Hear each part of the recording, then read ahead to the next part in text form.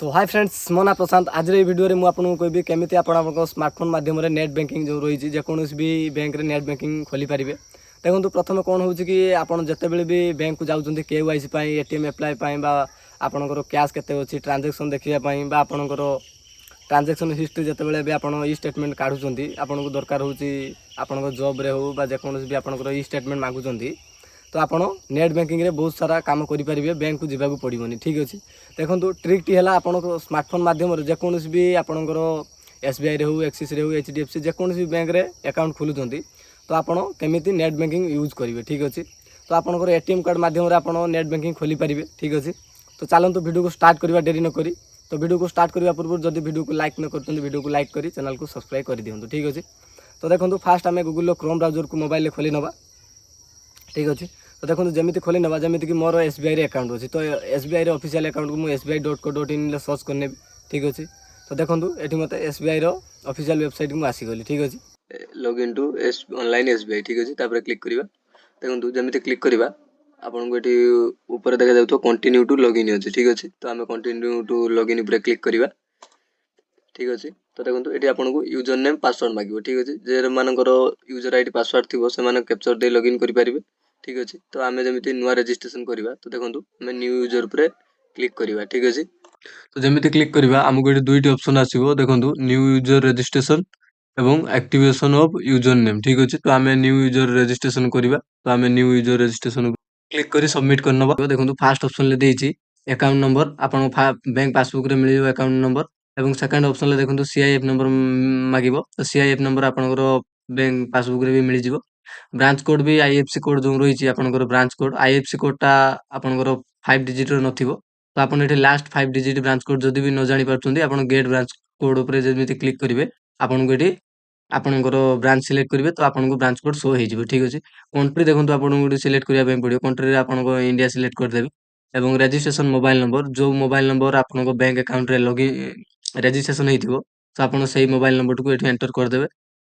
Last option देखो required लिखी facility required select transaction right तो सिलेक्ट ट्रांजेक्शन राइट्स रे आपण फुल ट्रांजेक्शन राइट करेंगे तो ये कैप्चर देती तो आम ये कैप्चर दे आई एग्री पर क्लिक करदे। ठीक अच्छे तो जमी आम आई एग्री पर क्लिक करदे तो आमर ATM डिटेल्स मांगे तो आप ATM last ATM digit 6 digit ATM card number एवं आपंकर पिन दे आप वेरीफाई करने। ठीक अच्छे तो चलतु मुझे मोर बैंक अकाउंट को लॉगिन करने करने होम पेज आसवा ये यूजर नेम देदेवा देखो यूजर नेम पासवर्ड दे लॉगिन करनवा ये आपको बहुत सारा ऑप्शन मिल जाव। ठीक अच्छे तो जमी आप पैसा पठेवा हूँ आपको अकाउंट स्टेटमेंट जानवा हो प्रोफाइल जब आप KYC भी करूँ। ठीक अच्छे और नेट बैंकिंग गोटे फ्यूचर रोचे आपड़ ये डायरेक्ट आपणकर पान कार्ड आधार कार्ड KYC आप नेट बैंकिंग रे करेंगे। ठीक अच्छे देखो ये आपको अकाउंट्स UPI ऑप्शन भी मिल जाव जमी प्रोफाइल पर क्लिक करेंगे देखो ये बहुत सारा ऑप्शन मिल जाव view profile status change password.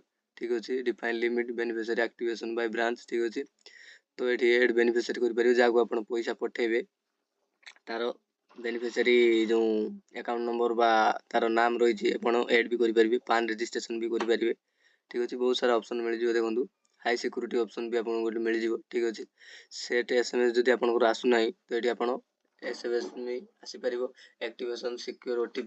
ठीक अच्छे तो जिते आप अकाउंट जेकोसी भी पैसा आसवा जा हो बहुत जनकर भी OTP आसेनी। ठीक अच्छे तो एक्टिवेशन सिक्योर OTP किसी भी आप स्टाटस हो आप OTP मध्यम मेसेज मध्यम जन दि जाव। ठीक अच्छे ये पर्सनल इनफॉरमेशन को जीवी देखो ये प्रोफाइल पासवर्ड मत मांगे। ठीक है देखो सेकंड ऑप्शन आम जा पेमेंट और ट्रांसफर रे। ठीक अच्छे तो जब भी आप profile account statement e statement जानवा चाहते तो आप आराम से भी अकाउंट स्टेटमेंट पर क्लिक करी देखो मुझे जन दूसरी देखो तो जमी मत ये कौ डेट रु कौ डेट पर्यंत ये अकाउंट स्टेटमेंट मत काढ़ार अच्छी ये देखो by month by date by 6 month finance year. ठीक अच्छे तो 2023 जब आप काढ़ार अच्छे 2022 टू 23 फाइनान्शियल देखो ये डाउनलोड भी करेंगे। ठीक अच्छे तो आपको मेल भी ये आप पठे पारे। ठीक अच्छे बिल पेमेंट देखो आप बिल भी पेमेंट करेंगे देखो मोबाइल रिचार्ज हो आपंकर इलेक्ट्रिक बिल जेकोसी भी बिल ये पे करेंगे SBI जनरल प्रीमियम। ठीक अच्छे बहुत सारा ऑप्शन आपको मिल जाए डिपोजिट इन्वेस्टर देखो आप फिक्स डिपोजिट म्यूचुअल फंड रे आपंकर अकाउंट अच्छी तो आप क्लिक कर देखिपारे ठीक अच्छे। तो ये टैक्स देखो आपको मिल जाव state government taxes, Indian taxes, direct taxes. तो ये बहुत सारा ऑप्शन मिल जाव। ई सर्विस देखो डेबिट कार्ड सर्विस, ई कार्ड सर्विस। तो ये आप डेबिट कार्ड जदि आपंकर भी हजि जाइए आप ब्लॉक करेंगे डेबिट नुआ डेबिट कार्ड और क्रेडिट कार्ड आप एप्लाई करेंगे ठीक अच्छे। तो देखो ई कार्ड पर जमी मुझे क्लिक करी ठीक अच्छे। देखो debit card service my certificate E card आपको मिल जाव। तो आप एप्लाई एसबीआई क्रेडिट कार्ड भी करने चाहते हैं ऑनलाइन एप्लाई करेंगे आप जमी आप ब्रांच मैनेजर अप्रूवाल कर ये शो हो ठीक अच्छे। तो आपंकर 10 ରୁ 15 दिन भर आप क्रेडिट कार्ड आसीज ठीक अच्छे। डेबिट कार्ड भी ऑप्शन सेम रही है। डेबिट कार्ड सर्विस जमी क्लिक करेंगे आप डेबिट कार्ड पाई पिन जनरेशन भी करेंगे ठीक अच्छे।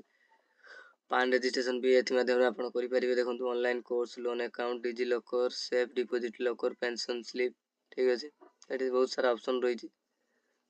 ये सर्विस पर जमी क्लिक करवा ये आम देखो एटीएम कौन debit card virtual debit card आपको शो कर। तो एटीएम कौन डेबिट कार्ड पर क्लिक करवा ठीक अच्छे। जमी देखो क्लिक करवा ये ब्लॉक एटीएम कार्ड आप करेंगे, एटीएम पिन जनरेशन करेंगे, रिक्वेस्ट ट्रैक डेबिट कार्ड आप करेंगे ठीक अच्छे।